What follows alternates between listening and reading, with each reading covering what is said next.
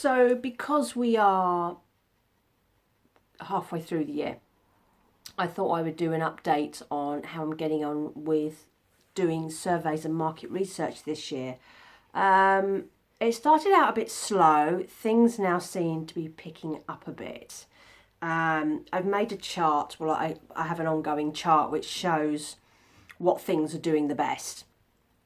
So I'll put that up on the screen now and you can get a rough idea of how things are looking per site. Market research is still the best way to earn money passively, well, it's not passively, but like this. You get much more money per project than you would doing surveys, but I tend not to do that many market research projects because most of them involve interviews and Zoom and things like that, and my internet access isn't good enough for that. So what I'm doing at the moment is I'm trying to book market research surveys in when I visit my parents because they have good internet. So then I have a 2-week chunk where I can do some market research and not have to worry about my internet connection. In terms of surveys in general, some sites are, you can cash out at £1 or £4. Some of them are more slow burn and you have to earn quite a lot before you can cash out. You have to reach a limit. That limit might be £20, it might be £50. It depends on the site you use. I don't mind doing the slow burn ones because when they come, it's nice to get that big chunk of money, and that's really useful.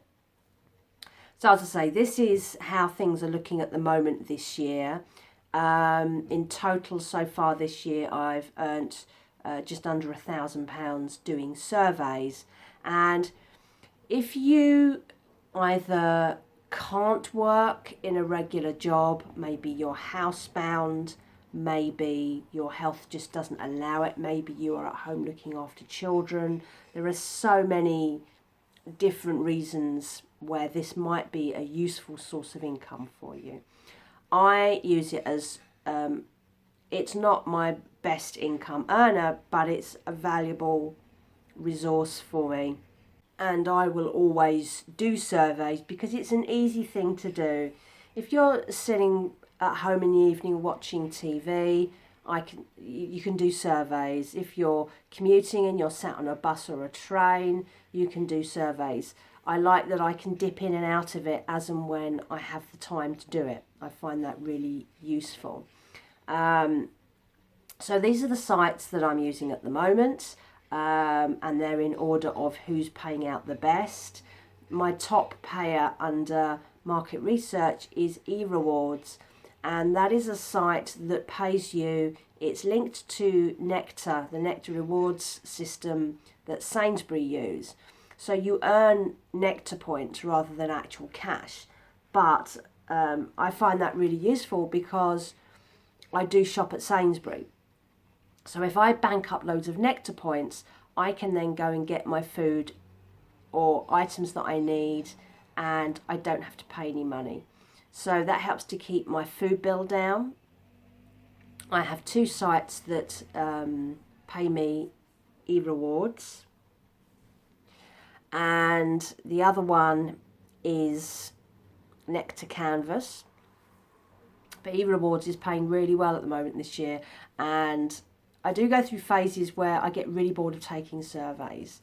It's not the most intellectually interesting of things to do. A lot of the surveys are geared around trying to find ways to get you to spend more money. So a lot of them are about when you're going to buy an electric car.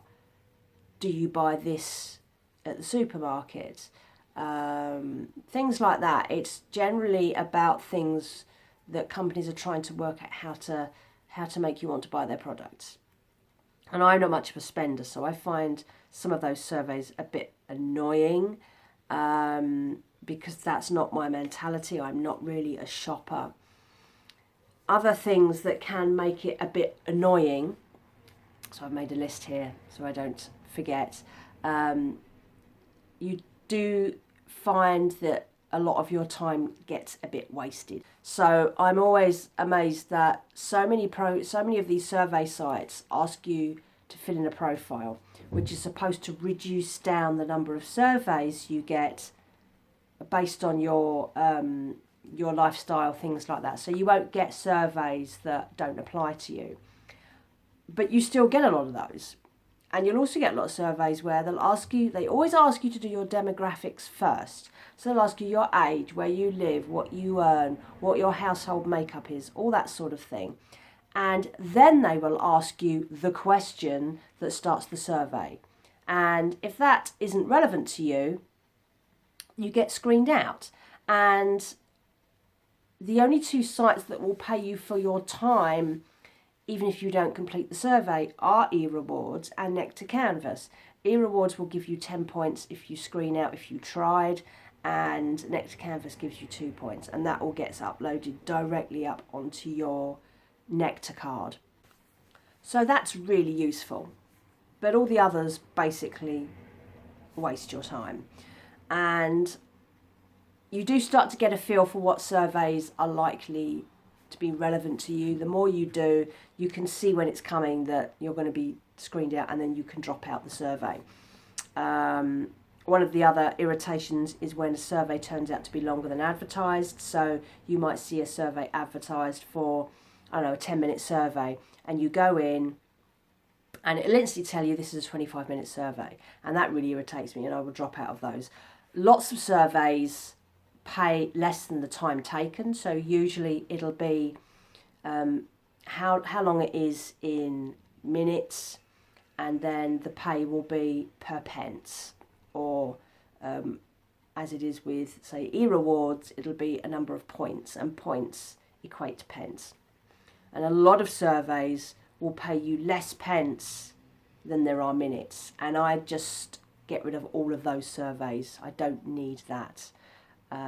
They're already not paying much money, and I try to always go for the top end ones.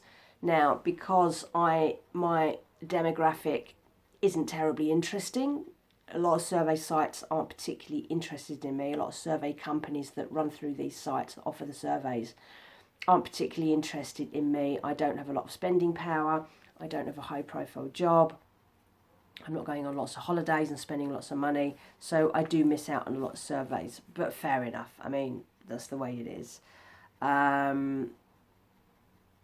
The other problem, I suppose, is that a lot of surveys are very similar. They're all asking you the same questions. They're asking you about what food you buy, how you shop, electric cars, banking, maybe investing. There aren't that many surveys which are different and actually interesting. Most of them are about companies trying to find ways to make you spend more money. But I find that if I am doing something else, like I'm watching TV in the evening, I can sit there and go through loads of surveys, and it's not quite as boring. This is why I have lots of income streams. I also have quite a short attention span. I get bored of things very easily. It's why I do multiple things, like I have my little business where I'm crafting and doing stuff like that. I have passive income from interest on savings. I do the cleaning work and all that sort of thing. So I'm doing lots of different things, and my week isn't the same all the time. I mean, I've had full-time jobs that are just as boring as taking surveys. But if you need to top up your income and you just need that extra little bit of cash in the bank every week or every month, this could be your get out clause. Because let's say I'm earning £100 a month. That could be the lifeline you're looking for if you're on a limited income. Because if you shop correctly, £100 can get you a lot of food. It could pay your petrol or your electricity bill. So it's worth considering it if you just need that easily accessible. That's the thing, it's easily accessible. You can take service from anywhere. So if you're at home, you can do that. And you join the sites, you fill out the profile, and it starts sending you surveys. And depending on your lifestyle, you'll get more surveys than other. If you can, if you have the right internet connection, so if you have Wi-Fi and it's reliable, market research really is the way to go. And I will put a list up here of all the market research survey sites that I use at the moment. There are lots more. These just happen to be the ones that I am familiar with. And I'm set up to receive emails from them. So every day, a few times a day, I'll go into my emails and see what surveys, what market research surveys are being offered. And then you can apply. I don't get a lot of them because, again, I don't fit a lot of the demographics they're looking for. But I will get enough to make it worth the effort. And, you know, I've got one booked in for later this month. It's a 45-minute Zoom interview about pensions, and it's going to pay me 50 quid. I get to sit there and talk for 45 minutes and get paid 50 quid. You know what? I'll take it. I'll take that all the time. If I could do more market research, I would.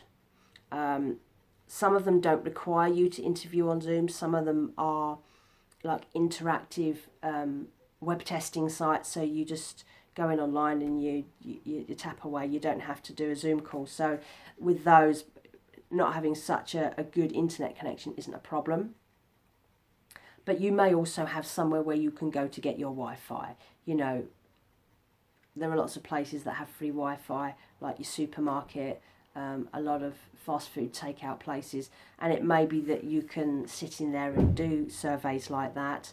Or, you know, if I was really desperate, I could probably sit outside in the car and pick up the Wi-Fi from there. So there's all these different ways that you can potentially get around it, and I think it's worth it. So I thought I would do that as a little update. So of all these sites, there are 2 sites that I have dropped this year because they've just not been worth the effort. And one of them is Mobrog. I've only managed to get £8 worth of surveys out of them this year, and I've just given up.